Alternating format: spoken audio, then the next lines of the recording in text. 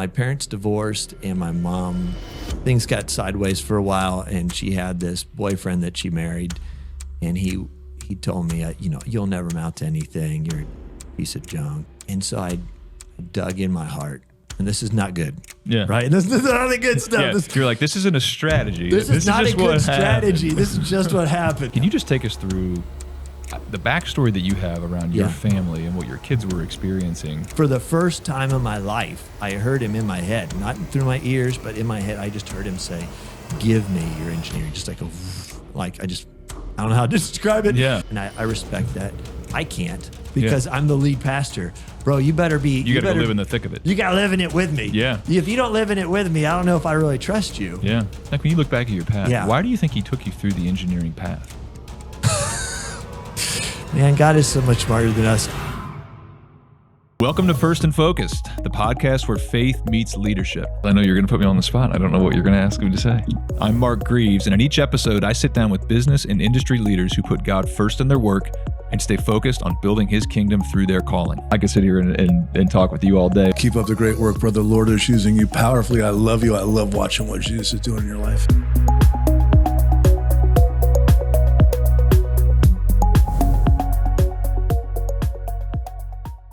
All right, everybody, welcome to the First and Focus show, where we have leaders on who are in various industries who are putting God first, not only in their work, but in their life, and staying focused on advancing the mission of the gospel through their calling. So today we are here with Pastor Ben Douglas. Ben, thanks for coming. Hey, thanks for having me. I appreciate it. Yeah, I'm excited about this. Too. We interacted really to start off, through Tithe Foundation and Westside Christian School, which we're going to get into. Yeah. But really, I've had just the pleasure of getting to know you and the way that you lead not only your congregation, but also the school and your focus on the community. So pumped to have you. Well, it's my honor to be here. I love what you're doing. This is a really cool podcast. I've listened to it, and I've been super encouraged. These guys on here just sharing wisdom. Yeah. Just like, there's been a lot of nuggets. I need that. I need that. Give that to me too. So it's good. It's an honor to be here. Yeah. Well, it's kind of cool that like in our city, I mean, we've had one guest on from North Carolina, but really in our city, there's so many people whose experience and their depth of knowledge on the topics that they're subject matter experts in. Like we're really scratching the surface. It's really wild. Columbus is a big city though. We got a lot of good people doing a lot of good things. Yeah. All right, well, let me hit your intro real quick. Okay. Everybody's getting an intro. All right, Pastor Ben Douglas, you are the lead pastor at Faith Community Church, located in the Hilltop area of Columbus, Ohio's inner city west side, a position that you've held for over a decade. You lead the Westside Network collaboration of churches and parachurches, part of the For Columbus City Reaching movement. You're the board chairman of Westside Christian School that was launched in 2022, delivering Christian education to kids in the Franklinton and Hilltop neighborhoods. You originally studied engineering before hearing God's call to ministry, where you did your master's in divinity from Asbury Theological Seminary. You're a husband to Andy, a father of 4, and above all things, a lover and follower of Jesus Christ. Amen. Pretty good bio there. You're doing a lot of cool stuff. So just to get started, I mean, the church and school that you faithfully serve at, obviously it's located in, inner city Columbus. Yep. There's some challenges in the area that obviously you're pastoring that you felt called to. But you kind of grew up in that same environment from basically the background that I've got on you. Can you tell us a little bit about just kind of like life growing up? Yeah, so I grew up in Cincinnati in a place called Forest Park, and I grew up a white kid in a black neighborhood, so I tell people. Yeah. And so, like my Boy Scout troop, I was the only white kid there.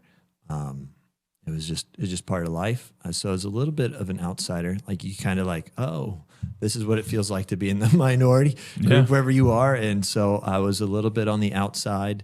And so it just changes your perspective a little bit. Yeah. I mean, how long did you live there? Like what was the years?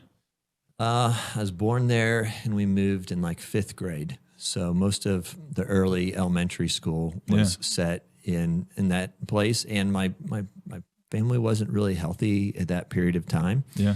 And so my dad had, I think, PTSD from Vietnam, and my mom didn't grow up in a great home either, and so it just created this real mess of an environment for them to grow up in. How many siblings did you have? I have a younger brother and a younger sister, so I'm oldest of 3. Nice. How about you? Well, I'm the oldest of 6. Oh, wow. So Nice. yeah, oldest kids, we've got Yeah, that's right. we got something in common. Yep. It's interesting to be the oldest kid. Yep. Sometimes you feel like you're getting all the attention. Sometimes you feel like you're getting the shaft because you're watching everybody else. That's right. Taking care of everybody. The You're like built-in babysitter. Pretty much, man. That's pretty That was much me how it too. works. Yeah. Yeah. Yeah. I mean, I remember when my mom told me that she was having my youngest brother, number 6. Yeah. And my initial reaction, I was like super mad about it. Oh, that's because I was funny. already babysitting 4 other kids. And I was like, Nice. now there's I'm going to be babysitting forever. That's like That's what I so thought. funny. Oh, that's pretty cool. But we have 4 in our kids, and Yeah. it's so fun. Yeah. Like you have 1, you have 2, or you have none. Like it's still good, but like 4 is a lot of fun for us. Yeah, you start mixing it up a little bit You more. do right? mix it up a little bit. There's more things you can do, Oh yeah, like family game style. Like Oh, yeah. there's all kinds of stuff. yeah, it's fun. So you gave your life to Christ in your basement. How Yes. old? I mean, you were just a kid. I was 5. 5 Yeah. years old. I mean, know, can you walk us through that? Like, how did you wrap your head around it when you were 5? Like, what was that like?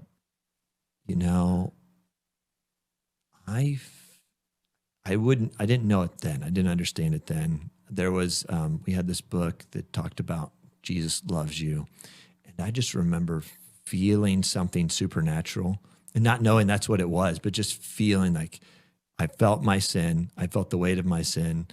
I felt the love of God in Jesus. And so I was like, yes, I want this. Now I have a 5-year-old. I'm like, how on earth did a 5-year-old? But they do. Like they're so sensitive to the Lord. Yeah. And even my 5-year-old today, she's very sensitive to the Lord. And so it's just a wild thing, but yeah. Do you feel like that's just because kids are like the innocence is still there? Yeah. Of course, my phone's going off. I'm sitting here doing this podcast. You're good, dude. It's crazy, isn't it? No, so I do feel like there's something about the innocence of kids. Yes. And I don't know, just like the world hasn't gotten a hold of their mind. They don't Yeah. question Yeah. some of the things of God like adults Yeah. do. Yes. You see it. We're an inner city driven church Yeah. and we work a lot with kids Yeah. and they're so sensitive to God. Like they know God exists. Yeah. And they're open to God. Even when the adults in their life aren't, they will have this love and desire for Jesus. Yeah. And it's just evident. That's cool. All right. So moving a little fast forward into your story, Yeah. like you did the engineering thing. Yes. I mean, you don't see a lot of engineers turn pastors. That's not like a normal route Right. that people take. It's really not. Like what Yeah. what was that? Like how did that all come to be? So as a young kid, I loved computers. I was into math. I was totally a nerd. Like that's just reality. Yeah.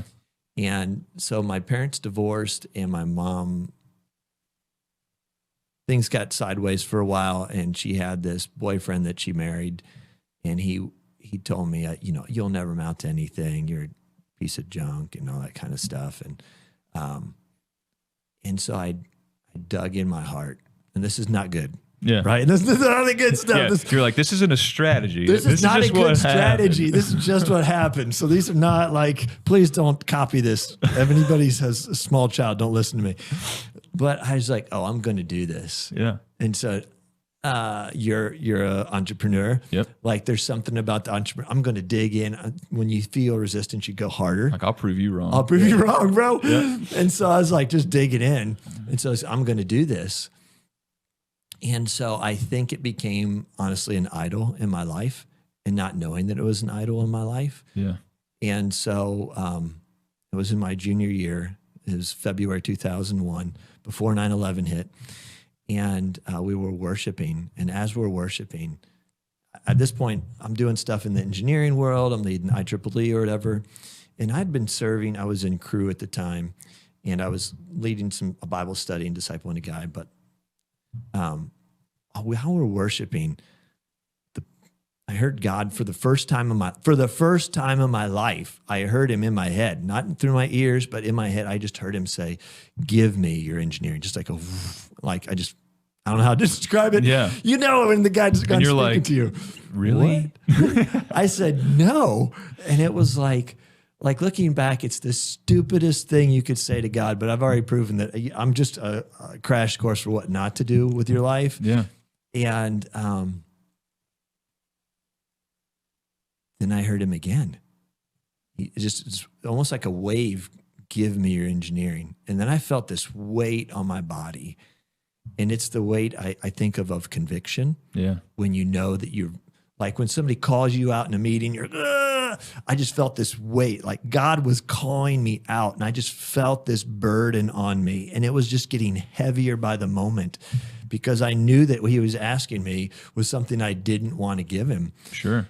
And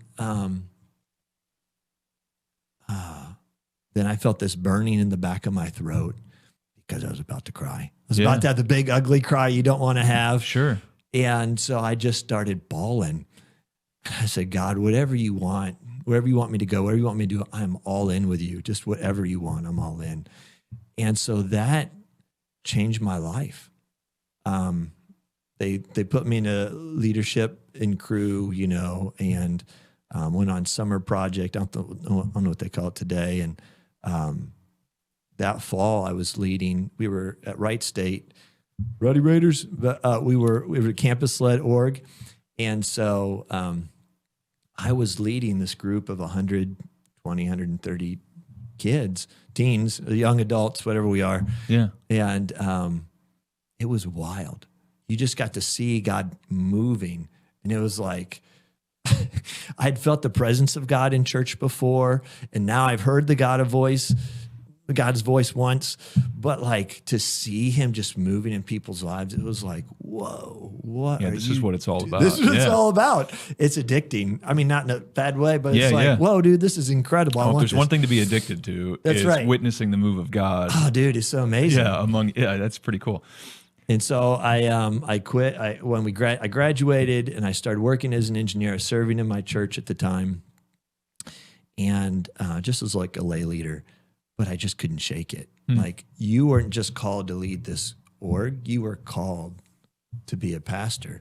And so like I took a year and a half praying through it, researching it, trying to, I'm an engineer still.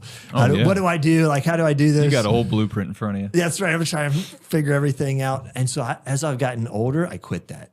I've just given up on that. Like with God, you don't get to plan your steps. Yeah. Like that is it's just, that isn't how God works. So it's just follow me. Yeah. Just walk out by faith. Amen, man. I mean, it's kind of funny. So did you actually graduate with an engineering degree? Yeah. So you stuck that out. I stuck it out. You have a bachelor's in electrical engineering, minor computer science. And you've never used it? I used it. I used it for a year and a half. Okay. So I worked at Wright Pat doing DOD stuff for a little bit.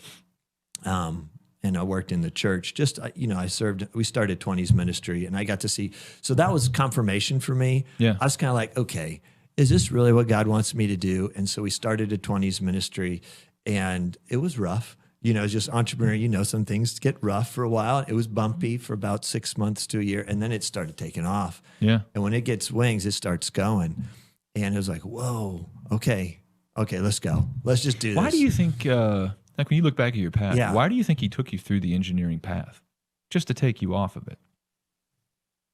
What's the learning been from that? Man, God is so much smarter than us. I was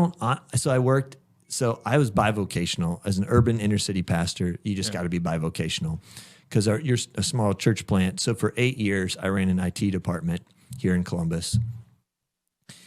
And so it provided food while we had small kids. But here's what I really think was going on. I'm a builder. Mm-hmm. Like there's different types of pastors. I think God has called me to be a builder. And so he allows me to be part of building new things and starting new things.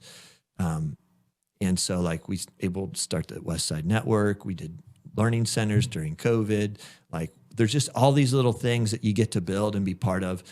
And so I think the creative building kind of thing is kind of my neck. Now, speaking is not my thing, but I'm a pastor. So like you had to figure it out. You kind of got to do it. You got to do it. So you just figure it out. But it's funny how God does those things. That's awesome, man. Yeah. So how'd you get to Faith Community Church?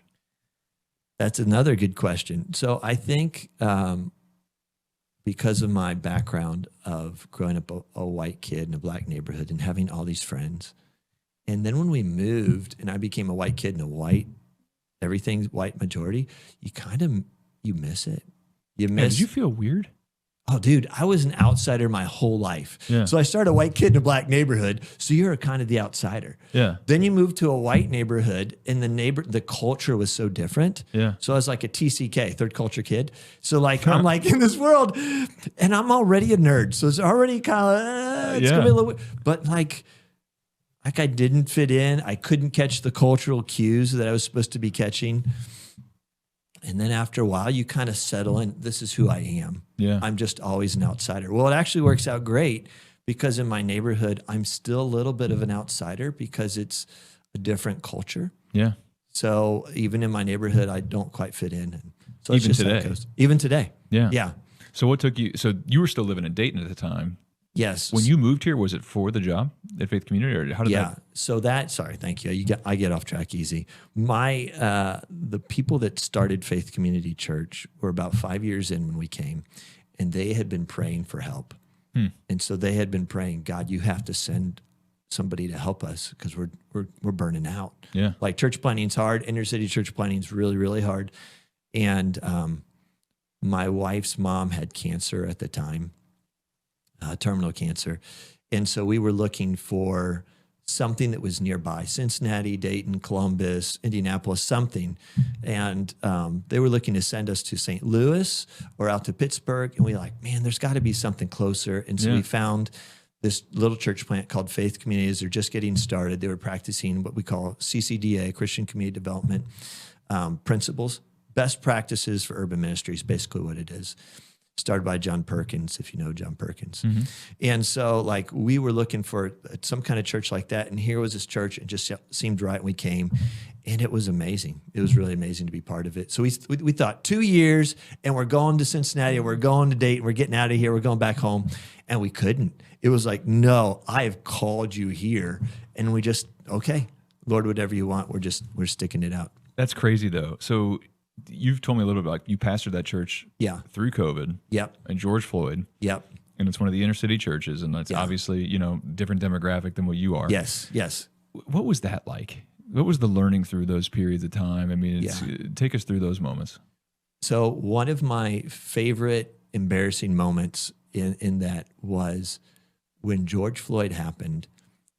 We were trying to reach out to pastors, and we realized that the network that we had on the West Side, we were sitting in this conference call, all these other pastors, we were all white. You're looking around, you're like, wait a minute. Oh gosh, there's somebody missing at this table. Who is it? And so it was all these African-American pastors that are bivocational. Yeah. And so it was hard for them to be at the table because you're working. Yeah. You're juggling a church in crisis.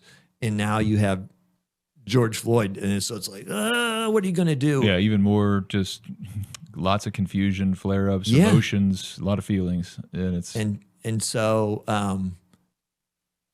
the ball got put back in my court because I'd been there longer than anybody else. Like everybody else has been there a couple of years at this point.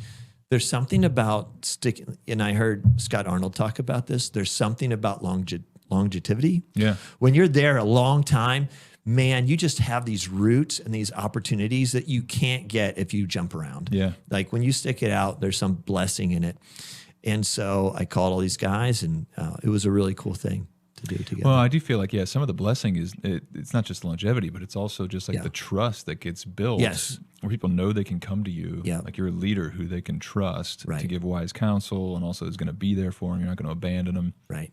Yeah. So that's an interesting thing. When you look back on that time, is there anything that changed or shifted within your church community? Oh, yeah. Either for hopefully for the positive, but. Yeah, no. We replanted in 2021. Like the planting pastor and his wife had to leave. And so when they left, the whole planting team minus us left with them. And a lot of the connections, because church is so organic that they also left with them. And so it was like this moment, God, what do you want us to do? Do we just close the church at this point? Do you want us to stay? And it was so turbulent because, everybody was fighting about masks and shots and how you do church and what it looks like to respond well. And you couldn't win. You were going to lose people no matter what you did. And so it was really depending on the Lord through it. And because we asked the Lord, what do you want us to do? And we felt like he said, stay. We saw God bless it. And our church grew. We grew out of the building that we were in, and we started meeting at the local school across the street. And it's just a crazy thing. So it's almost like I've had two churches in one life in the same church building with this, same name. And so it's kind of fun how God does that. All right, so we're going to pivot on a couple of things, but before we do, this isn't on our script. Yeah. But I just know that this is true. When you plant a church in the ways that you've done, I mean, it's almost like starting a business. I mean, you got to assemble teams, you got to raise money, you got to have a vision for it. People have to buy in. Yeah. There's a lot of logistics and a lot of things that need to get coordinated, paid for, set up, tear down. I mean, it's a whole thing. It's a whole thing. For the business guys that listen to this show, how can they help you? Because I feel like there's a lot of synergies between some of the planning and the preparation and the scheduling and then the funding that business owners get. How can they come alongside pastors and really help make those visions come to life, or at least take some of the burden off you guys? That is a really good question. One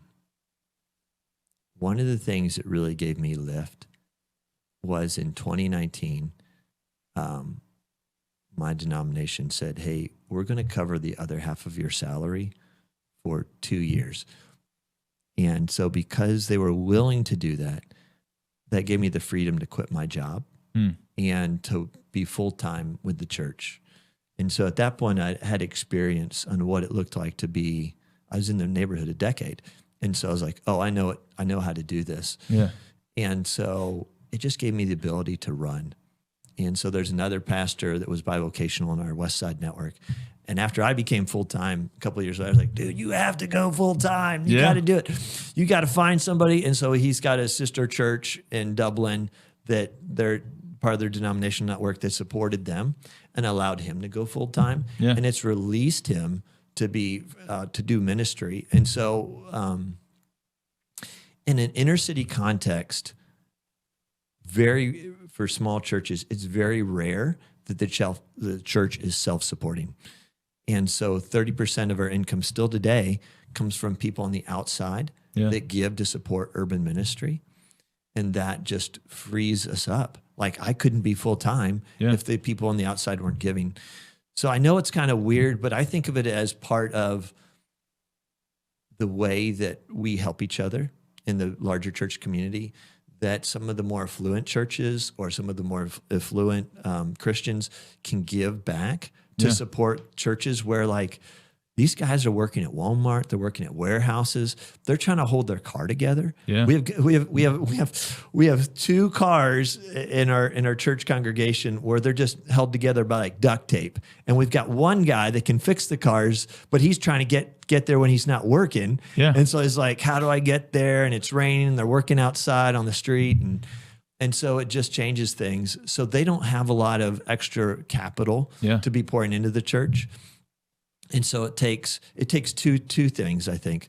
One is I pray, God, would you send me one healthy, financially stable couple for every 4 families that you send from our neighborhood? Yeah. That we would have some kind of ability to disciple people, and then to financially support the work that you're doing, because you can't just constantly give out money without money coming in. There needs to be a nice flow there. Yes, there needs to be a good flow in and out. Yep. And so that's been helpful. God, it's been higher for us than that. It's probably about 30 to 40% of people that come from affluent backgrounds that they've now started moving into our neighborhood. And that is an incredible thing. When we first started, it was unheard of to move into the neighborhood. Now they moved to the edges of the hilltop where it's nicer, and I respect that. I can't because I'm the lead pastor. Bro, you better be. You got to live in the thick of it. You got to live in it with me. Yeah. If you don't live in it with me, I don't know if I really trust you. Yeah. And so we live in it, but it's just part of the adventure. Well, one of the things, and I don't know if this is true or not, But without being full time, Yeah. would you have had the opportunity to do what you're doing with Westside Christian? No, not at all. Okay, No so way. let's pivot into that. 2022, Westside Christian starts. Yes. And I know it wasn't just your church; it was Yeah. like a group of churches, Yes, right, that yeah. supported this. Can you just take us through the backstory that you have around your Yeah. family and what your kids were experiencing? Yeah. And why Westside's been such a blessing to your family. Yeah. That was one glimpse of why this needed to be created. But then just give us the whole story. Okay. Yeah. So I'm going to start back in the fall of 2019. So is it 2019? No, 2018. Wow, fall of 2018. There was a kid lives in our neighborhood. I call him Jason, and so he grew up. His dad's an alcoholic. His mom's a drug addict. His house is totally in shambles. And I did a funeral for his aunt. And so I saw him, invited him to youth group. He came, he gave his life to Christ. He got baptized that Christmas. And it was like so cool. It was like I had almost like I tried to adopt him as a son. Like, hey, we want you to be part of it. We want you to be part doing this thing with us. And in the spring of that year, which is now 2019, I think the spring of 2019, he begged me one day after youth group. He said, I'm supposed to go to the local high school. And it had a really bad reputation. There was a kid's throat. The kid they tried to murder this kid during the school assembly. I'm trying to keep it PG for your audience. Wow. And so they tried to kill this kid during the school assembly. And so we just knew. He was in the middle school he was in, like they're trying to fight with the police. They're pulling guns out of bags. It's nuts. But he desperately didn't want to go to the high school. He had a 3.4 GPA. He was on the basketball team. A really sweet kid. And so when he asked me to get him out, we said, yeah, sure. So we took him to a Christian school in Grove City, and we looked at it together. We went through the whole process. I vouched for him because you have to have a believing parent to get into Christian school, because they don't want dangerous kids in the school. They want to reserve it. And they want the influence to be right. It's like, hey, Yeah. if you're here, Jesus is the priority. 100%. So we can't have a bunch of people who don't believe in Jesus anymore. Yes, we don't. Right. There's other schools for this. Correct. But Yeah. not a Christian school. Yeah. And so we went through the process, and I was so dumb on education at this point. I didn't really know anything. And so I was like, oh, we're going to get you in. I was like, money's not an issue because we'll cover it. We'll figure it out. Grades, you have a 3.4 GPA. You're a sweet kid. Aces. Yeah. We're in. And we get to the process. I remember we're sitting across from the principal with Jason and his mom. And the principal says, we've looked at your test scores, and you're the bottom 20 percentile in math or English. I don't remember which one. And you're the bottom 8% in the other one. And the principal said, you will fail every single class if we admitted you here. You're so far behind, so we can't take you. And that crushed him. Yeah, I'm sure. He quit coming to church. He quit coming to youth group. He quit going to school. He started hanging out with some dudes he shouldn't be hanging out with. And it was like world-changing, spinning my life. Like, what just happened, God? And I remember I called the school up afterwards. I'm like,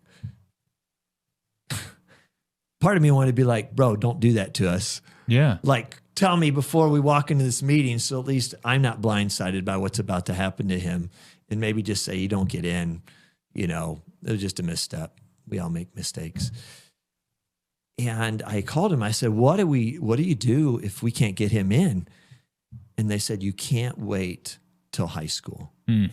You can't wait till middle school. Yeah. You have to get him out in elementary school. And I was like, or else the system just passes them by. The system passes them by. And you can't catch back up. You can't when catch you're back up. When you're years behind like that. Right.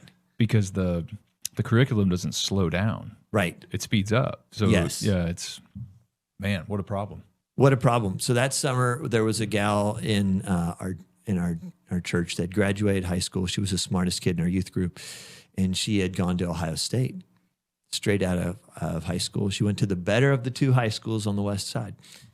And so I thought, oh, she's a shoo-in. She's sharp. And she dropped out. She had a scholarship to Ohio State, and she dropped out before the first semester ended. She's like, I can't do it. Hmm. And I was like, what is going on here? I really didn't have a category. And my daughter was going into second grade at the local public school. So I grew up a public school kid. I went to public school, went to public university. I only went to seminary in grad school. And so I just had no clue what Christian education was. So my daughter's now in the fall of second grade. And she quit eating. Like, she wouldn't eat. She wouldn't get out of bed in the morning. She was crying and pulling the covers over her head and begging us not to send her. And I remember I remember standing in her room with her covers over her head, crying and begging us not to send her, and my wife standing next to me. This is the problem with being the oldest kid. You and me know this. Yeah. Parents are still figuring things out. We were just figuring things out. Sure. Absolutely. Like, wish we weren't here, but that's where we were. Sorry, Ellie. And so, like, we knew we had to get her out. Yeah. We can't. My wife was the PTA president. She was in the classrooms. My daughter had straight A's, but my daughter was being tough, and she wasn't telling us what was actually happening in the classroom. And so when we found out what was going on after we told her we're pulling her, we were like, oh yeah, this isn't good for anyone. And I remember my wife being burdened. She's more compassionate than me, just naturally. Yeah. And she said, we can't leave the kids in our church behind. We can't get our own kids out and leave everyone else's kids. Right. Yeah. Not to mention, these are the kids that are like surrounding our house. These are our neighbors. These are our kids' neighbors. Friends. Yeah. That's right. So we can't abandon them. And we were so, in our zealousness, we were trying to be so, we're for the neighborhood. We're fighting for the neighborhood. We're going to lean in and we're going to change the neighborhood. Bro, some things feel impossible. Mm-hmm. And during COVID, we did a learning center. So we started a learning center. They started all over the city. It was a really cool opportunity. And we got to witness in our church kids that we were working with multiple hours a day. So we had an after-school tutoring program for about 20 years as a church. And then we did the learning centers, and it was like, oh, it doesn't matter what we do. You can't do enough to catch these kids. They, like you just said, there's not enough time. Yeah. You don't have enough time. Yep. Like, it just builds on, the academics build on themselves every year, and teachers are working their heart out just to get them 1 year in advancement. Yep. And now you have kids that are growing up if you grew up a kid in poverty, you have so many obstacles in your life.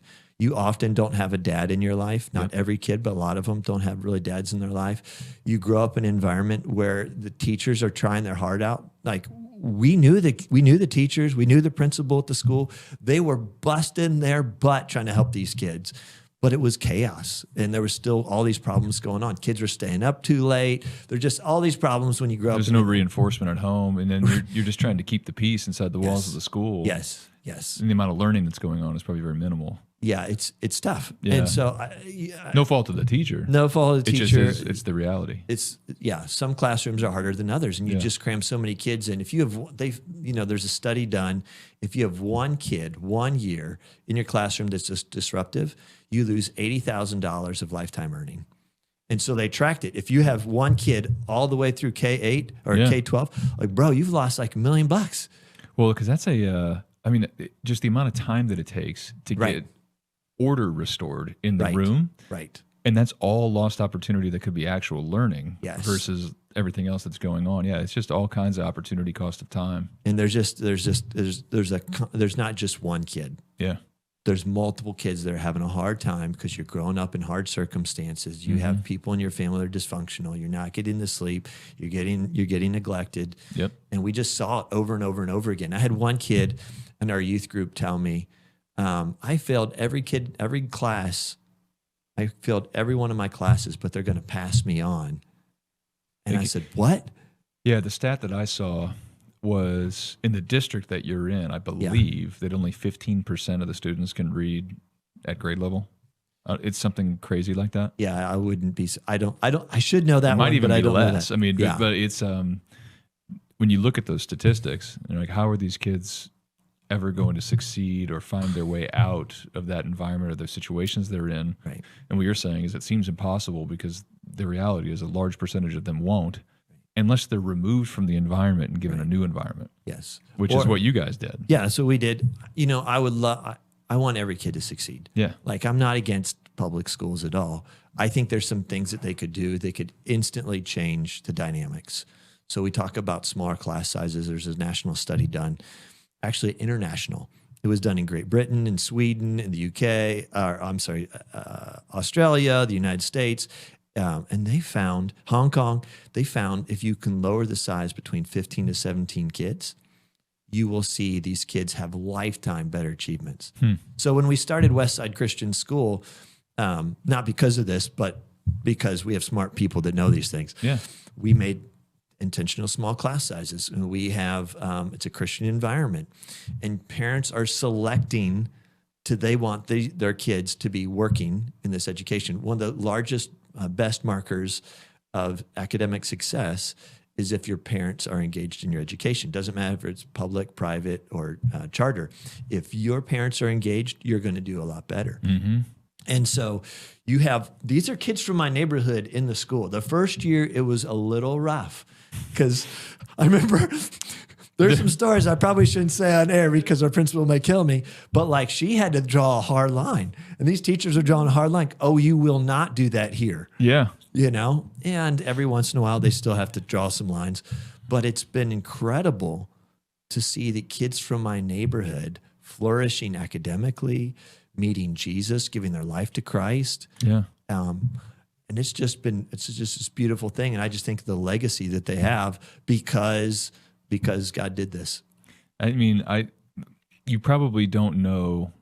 It's only how many years old now? This is like what, fourth year? Fourth year. What's the expansion look like coming up? Yeah, so we're every year, God, Lord willing, we'll be adding a year till we get to 8th grade. And then once we get to 8th grade, that's a whole nother conversation because high school, our little school is just a blip on the west side. And really, I would love to see, like I said, I'd love to see public schools make a big shift, but it just feels, it's not my call. It's somebody else's call. But even getting that be your call. Through 8th grade, and then in your community is the best at your ability. Your worldview is pretty well set by 13, 14. Yep. So then if those kids are leaving Westside and re-entering public school and high school, obviously it's going to have its challenges because now you're going to be, the shock of the new environment going back into the old one. Yes. It's going to be a little bit interesting. Yeah. But hopefully they would be able to influence the culture around them. You might be able to see some of those things change. Yeah. And I think there's prayerful considerations about what to do for high school. Yeah. One is a partnership with where my daughter goes to school. Yeah. I don't know I don't know what the rules are for this, but she goes to a really great school. Shout out to Todd. And, there we go. It's an amazing school. And so maybe we partner with them or maybe we work with Harambe. They're another one of our dear friends. Yeah. And we do something because they have kids from the hood and we have kids from the hood and the culture is very different. Yeah. And so how do you help them have a flourishing environment beyond that? So that's a God thing in the future. He has to figure it out. And this and I know this, you don't get to decide every decision you make. You just say, okay, what's the next thing you want me to do? And I'll be faithful in that. I can dream about it, but I can't decide it. So I got to ask that. So you go rewind to the young man you were trying to get into the Christian high school. Yeah. You know nothing about education. You're sitting there. You're blindsided that the principal's saying you're not allowed in. Dude, it was so blindsiding. Just a few years later, you're the chairman of a school. Right.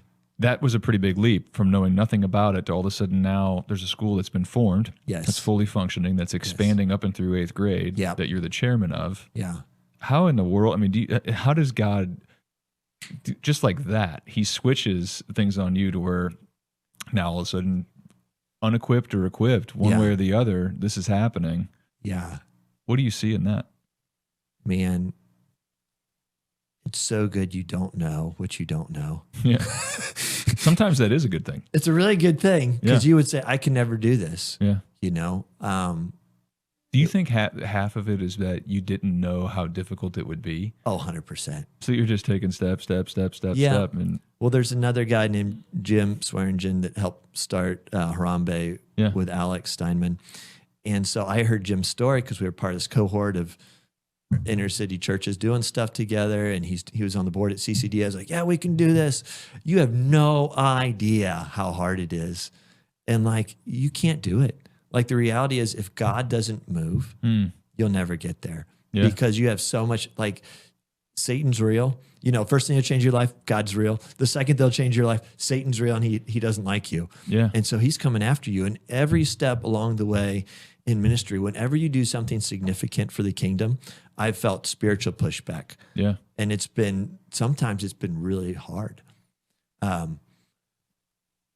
But God is able and he overcomes. So he brought, I just mentioned Todd. I went to my daughter's school and I said, would you help us start a Christian school? Because I don't know what I'm doing. Yeah. And so we talked to Todd and then he introduced me to this guy named Aaron with the Center for Christian Virtue. Yep. And so I thought Aaron was just like a dad that wanted to do something with his kids. I was like, okay, well, maybe. And I go and it's like, oh, this is like a whole like company or group, you know. Oh yeah, it's a big thing. It's a big thing. I was like, oh, okay.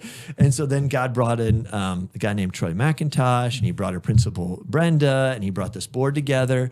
And so like 100%, I had no idea what I was doing. What the cool thing is now is there's a template. Yes. Like it's almost like here's a school in a box kit that you can like open Right. up. And if you have a church who is a willing partner that has Yes. a building that's suitable for a school, Yeah.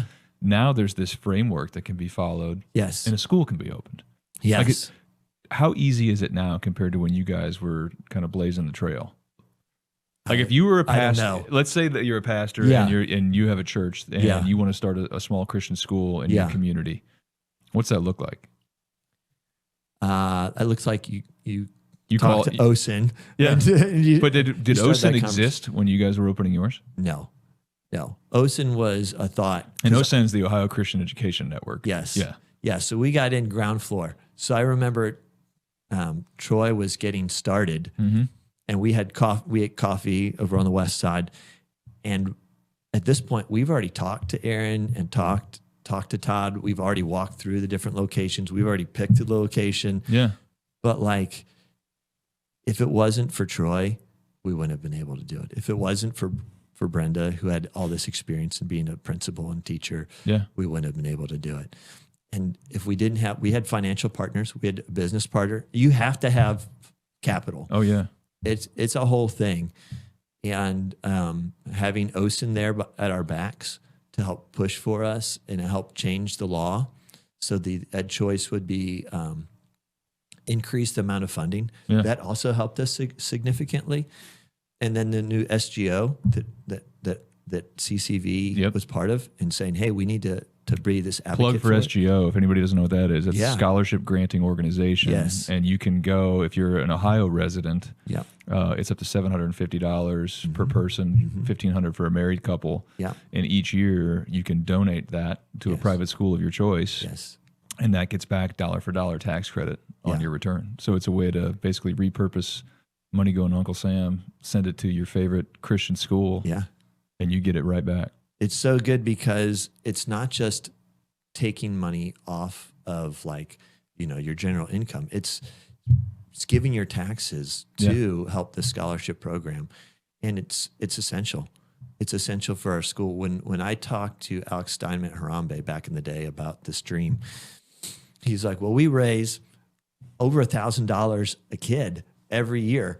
And I just thought, like, bro, How are we going to do that? how are we going to do that? Yeah. Like, I don't even know how to raise $1,000, much less thousands of dollars.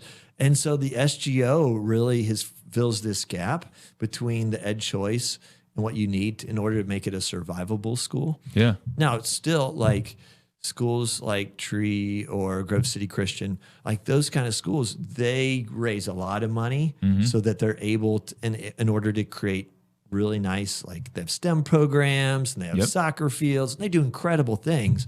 And they're doing that through donations and fundraising, and so it's really good. Yeah, it's really, really good. All right, so we're going to pivot a little bit, but Yeah, thank you. when you look at your future and you kind of see like where things are heading, knowing that you could never have predicted where you are now Yeah. in your past, Yeah. how do you hear God's voice today? Do you still hear him wave over you like you did during worship? Or, Yeah. you know, you're a pastor, you're probably talking to him all the time, I'm Yeah, guessing. all the time. Yeah. How do you hear him now? That's a really good question. I have found, that God speaks through a variety of ways, but he also burdens you for things that he's calling you into. And so Henry Blackaby in Experiencing God talks about you're trying to find where God's working and join him in it. And so I'll find that he brings this up and he brings it up. And sometimes it'll be through people. And so this person will say it and this person will say it and this person will say it. And you say, oh, God's saying something. I need to be listening. Yeah. He's speaking right now. Or like this burden that my wife felt first. I said, yes, this is right. This is what we need to do. And so I've had very few times in my life where I can say, I know that God spoke audibly into my mind. Mm-hmm. There are some things he says, like, I love you, or those kind of, as you're sitting there, you start listening, God, what do you want to say to me today? And you're just kind of sitting there listening. Yeah. That's one of the practices I didn't have most of my life, but I've picked up in the last 5 years, is just sitting with the Lord and saying, God, what do you want to say? Yeah. And just He doesn't waiting. always talk. He doesn't always talk. I've just started doing that really over the course of the last year. Yeah. And sometimes it's like, you're done reading the word and Yep. like you've prayed. And Yep. like sometimes I'll just be like, all right, Jesus, I don't know if you got anything, Yeah. Do you have anything? but I'm just going to set a timer here for 5-10 minutes. Yep. I'm just going to sit here. Yep. And if you want to tell me something, this is your time to Yeah. speak up. That's right. And I'm just going to quiet everything else down. I'm just going to Yes. sit here. Yes. And then sometimes if my mind's racing on all the things I've got to do that day, Right. I'll just pray like, hey, my mind's racing, God. Yeah. If you want to interrupt it, it's yours to interrupt. That's right. If you don't interrupt it, I'm just going to go and do what I was going to do. But if you want to like alter that Yeah. course, Yeah. shove something into my brain that Yeah. isn't in there now. Yeah. So I totally track with that. Yeah. I'll pray for people in our church. And as I'm praying for them, I'll feel an extra burden for this person and I'll text them. Yeah. Hey, how's it going? What's going on? And I'll just keep going through the list. And there's just these like little prompts. Like, can I just go, like back when I talked about Jason, Yeah. the reason he came to our youth group in the first place was I was getting into my car to go to youth group and I saw him across the boulevard, down the street. And I just felt this prompting, like, hey, you should invite him. I was like, I'm not going to invite him. He's so far away. I'm going to look like an idiot. But I just felt like this, you should do that. Yeah. And so, like, they're just little prompts. But if I hadn't yelled, hey, Jason, you want to come with us? And he was like, all right, I'll come. Like, if I hadn't done that, I never would have been on this trajectory with him. Yeah. And then been through this suffering with him on the other side. Yeah. That then birthed something beautiful. Yeah, every little piece of that story kind of Yeah. led to the Yes. desire to start Westside Christian School, Yes. which Yes. would have never taken place other than that. Right. And so you just think like when you're just listening to the little daily prompts. So I actually think of like there's 5 spiritual practices that help people grow. And the third one I always talk about is learning to listen to the voice of God throughout your day. Just the little prompts that he's saying, like the little nudges that he gives you along the way, the things you know you should be doing, but you're not comfortable doing them, whether it's praying for a coworker, asking this guy a question, the things that just put you out just a little bit outside of your comfort zone. Man, God might be doing something incredible. Yeah. If you'll just step into those times with him and say, okay, I'll do it. It's kind of an interesting point because I'm just cycling through my head right now. I can't really think of any off the top of it. Yeah. Where has God made any kind of a significant move in through any one of us inside of our comfort zone? I can't really think of any. Right. You know, he's always going to stretch us. If he wants to do something significant, it's Right. always going to be beyond what Yes. we think we're capable of. Yes. And we're going to have to trust him and have a faith step and then see what he's going to do. Right. I mean, Westside Christian School is case in point example for that. Yeah. That doesn't exist because that was something that you had the skills and the No. knowledge to create. Not at all. No, you just had the faith, and then he planted the desire in your heart, and Yeah. you took the step. Yeah. It's kind of crazy. It is. It's so crazy. All right, so 2 more. Yeah. One, you've been married for 18 years, right? Yeah. 18 years, 4 kids, 18 years. Yep. And it's not like you guys have taken an easy road. You're kind of walking the narrow road together. Right. Yeah. What are some of the secrets that you guys have put in place that you've been able to navigate some of the twists and turns that life's thrown at you? We pray together every day. And I think that really matters. And when you're going through something together, we'll stop and we'll pray. And I've just seen God be so faithful. And like he's the center of our relationship. And then I think if you marry well, that probably doesn't hurt. Yeah. Like my wife is an incredible person. Yeah. And It so helps. when it helps Yeah. when you have hard days and you can talk together about the things. So like yesterday was a hard day for me, for instance. Last 2 days actually have been pretty hard for me. And it's always like, how much do I share that doesn't destroy? You don't want to destroy the other person too, but like talking through things together. And I'm an overshare. That's my wife knows that. But like we share the burdens that we have together, and we pray through those things. We encourage each other and build each other up. And I think she's been really helpful for me. I don't know if your wife's done. I'm sure she has. Well, it's actually funny because we're going to be married for 18 years as well. Oh yeah. Yeah. This Nice. year. Yeah, So, dude, it's awesome. yeah. And so like there are times when I'm going too far, and she will let me know. You're off in the deep end. The women know that before we know that. She totally did. Yeah. I Yes. spent a lot of my marriage not paying attention. Now I'm like, if Danielle speaks up and she's Yeah. got an inkling about something before I do, I'm Yeah. like, I'm gonna actually like err on the side of listening to her, Yes. because 9 times out of 10 she sees it coming way before I see it coming. It's the Holy Spirit speaking through your wife. Yeah. I remember one time I was working on this sermon that was especially heavy, and she knew it was heavy because we talked about it. And she came in and she said, "Hey, what are you talking about?" How's it? I explained the thing. She goes, "Okay." She went off and she prayed for me because she knew that what I was working on was really heavy. And she says, as I was praying, God brought this to mind. I said, "That's exactly right. I need to use that. So I'm gonna shift my sermon based on what you've said, and now I'm gonna redirect it in a way that's more compassionate or more wise." Yeah. And so like marriage is a blessing if you're both rowing in the same direction. Yeah. Well, and it's also cool because women's perspective on things and the way Yeah. that they perceive things is very different than ours. Yes. So it's great that you guys can share that, because then she can kind of give you those glimpses of it's not just men sitting in the pews. Right. There's going to be women out there too. Yes. Maybe throw this in. Maybe talk about it in this way. Like Yes. that's pretty cool. She doesn't do it all the time, but when I'm really stuck, the Holy Yep. Spirit kind of brings her over and fixes things for me. Thank That's you, Lord. awesome. Yeah, All it's right. good. So the final question I have is, Yeah. what's your favorite sermon to preach?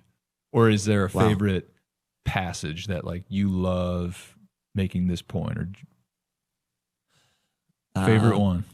Okay. So this is my little soapbox right now. Is that okay? You go for it, because Okay. I don't know how many times you've preached. Yeah. Probably what, thousands? I don't know. I have no idea. I Probably don't know. probably something Yeah, like probably that. thousands. Yeah. So probably. what's your favorite stuff? I think that the thing that I see as an inner city pastor is that people are living the American dream, but the American dream is not the Christian aim. Mm. And so our time here isn't about Disney World. Like it's okay. No, you go for it, man. Because It's I think okay if you I go think to I'm Disney probably World. going to agree with you. I don't know if all the listeners will, but Yeah, but like the goal is not Disney World. The goal is not vacation. Like I know folks that every time they're on vacation, they're on vacation, they're on vacation, they're on vacation. And so what it feels like their purpose is to just rest. I just need to rest. But the American dream, the pursuit of happiness specifically, is not the Christian aim. Like Jesus is coming back. mm-hmm. And how we live our life now, if we're living on mission or not on mission, matters. Yeah. And so the way I use my time, the way I use my energy, the way I use my finances, it needs to be on point with Jesus, what he wants me to do. It's okay to rest. Like, we're taking a break this summer and we're going to go spend time together. And so I'm not condemning vacations, but it's like so much of the American is all about me. Yeah. And it's not about me. Like, the longer I'm a Christian, the longer you're a Christian, the more you go, man, it's about God. It's a continual transformation of that thought process. Because I'm with you. I mean, I like vacations too. Who doesn't like them? Who doesn't like vacations? Right. But what I see a lot of times is it's sometimes it's the pursuit of rest, but sometimes it's just pursuit of running away from the reality of their current life. Yes. And I feel like I can speak from experience on this. Yeah. When your life is oriented all inward towards yourself and towards your aims and goals and accomplishments, that becomes a pretty lonely place, and also becomes a pretty miserable place. Yeah. So vacations is just a way to escape it in your mind for a brief point. It's a way to just like put it all to rest and just forget about it. Yeah. Versus if you're pursuing happiness and it's all around things or accomplishments or vacations, you're never going to find it. Right. But if you actually get on board with a real mission and the purpose of your life is to glorify your Creator, and you're really on board with Jesus, happiness you don't have to pursue it, because it ensues. Yes. It pours out because you're experiencing the life that is truly life. Yes. You have He came to provide. Yeah. You have this joyful flow that's happening in your life, all the time. And so I don't want to say that you can't have happiness, but the American dream aim is not really the Christian aim. I wonder where that came from. Yeah. Because the American dream really morphed. I mean, I feel like what it was maybe when like the country was founded versus like what we were raised to think it was, like when we were in school in the 80s and 90s, like I don't think it was the same thing. I don't think it was either. Like, I think we got sold a different dream. I think we did too. I don't know when that happened or how that happened. I don't know when it shifted, but like, you know, originally it was like, have some freedom, like raise my family, like maybe work some land, like be able to worship God without the government getting in my way. Right. Yeah. And it's like, hey, we can be happy here. So that kind of happiness I'm totally fine with. Yeah. But it's like this candy coated, money filled, climb the corporate ladder, entertainment thing driven is just not the true purpose of the Christian life. And so I think it's just a misstatement. So do you think now, this is last question. Yeah. Do you think, because that is how it was sold to us, and because you've seen people that's played out where they've aimed at that, and it doesn't seem to really be working. Yeah, right. There's not a lot of people that I know that's still their aim, and they're like, yep, this is totally fulfilling. Yeah. This is what I'm doing, and I love it. Right. Usually there's a lot of, there's pain, there's realizations that this isn't fulfilling. Right. Like, now who am I? There's like identity crisis is happening all the time. Yeah. Do you feel like that's a real opportunity for people to shift into what following Jesus really looks like? I think you're totally right. Yeah, I think it's a great opportunity for us to recapture the wonder and the joy there is in following Christ, the whimsicalness. Man, when you're on an adventure with God, it's insane. Yeah. You get to see God do stuff every day, and it's amazing. Like, you get to see it with the tithe, and I get to see it as a pastor. And like, I think so many people are thinking, oh, I serve as a parking lot guy at church. Brother, that is not your identity in Christ. Yeah. Your identity in Christ is, how are you living this out Monday through Friday? How are you living this out in your workplace? How are you living this out with your family? How are you living this out with the people that you're engaging with? Yeah. So that you're really pursuing God in all these things. And it's like the Christian life is just book of Acts. Yeah. It's like the book of Acts, and we're living in it. And most people are stuck like, oh, I checked my card on Sunday morning, I'm going home. It's true. Bro, you're missing it. No, I think it's just some simple mindset shifts. Yeah. When you're in your day-to-day, whatever it is you do for work, it's like, who is it for? Yes. Is it for me? Right. Or is it for him? Yes. And if it's for him, he's going to show you doors that are open, opportunities to talk about him, conversations to have, questions to ask. He's going to let you step into eternity in your temporary. Yes. If you redirect it and say, hey, this is for you. This is to honor you. You put me here for a reason. What do you want to do today? I remember I was an engineer and working in my office, and every day for months we had a spiritual conversation with somebody every day. Yeah. I wasn't even trying to do it. I just said, God, would you create an opportunity for me to talk about you sometime today? And God would just bring these conversations over and over. But you were open over. to it, and I was you were open to it, willing. Yep. And when you would see the door, it would be like there's these moments where God was doing something. You say, I think that's a God moment. And you just say, hey, what about it? And it would just, take off. It was amazing. I was like, oh, bro, like anybody can do this. And it's just right there and they don't know. So you were a pastor even while you were an engineer. Nothing really changed. But see, we're all ministers, right? Like the Ephesians 4 says we're here to equip the church for the work of ministry. So that means you're a minister, I'm a minister, everyone in business is a minister. Yeah. And so like there's a shift that we have to get, that the pastor is the coach, not the football player. The football player is the guys going out Monday through Friday. We're just kind of cheering you on from the sidelines. Go get him, go get him. We're trying to bring him in to feed him and send him back out. Yeah, man. Anyway. That's awesome. Well, thank you for everything you do. Yeah, thank you. Thank you for just like your willingness to be in the community that you serve. Yeah. And then not just be there, but actively looking for ways to improve it. Starting the school. I mean, the story is inspiring just all by itself. But thanks for you and your family and everything you guys do. Thanks, man. Well, I appreciate you, and this is a great podcast. So keep listening, subscribe, hit the like button. Yeah, there you go. Yeah, and speaking of that, so we're over and out. But if you want more access to shows from the past, newsletter, other resources, you can get it at markreeves.com. Thank you. Thank you.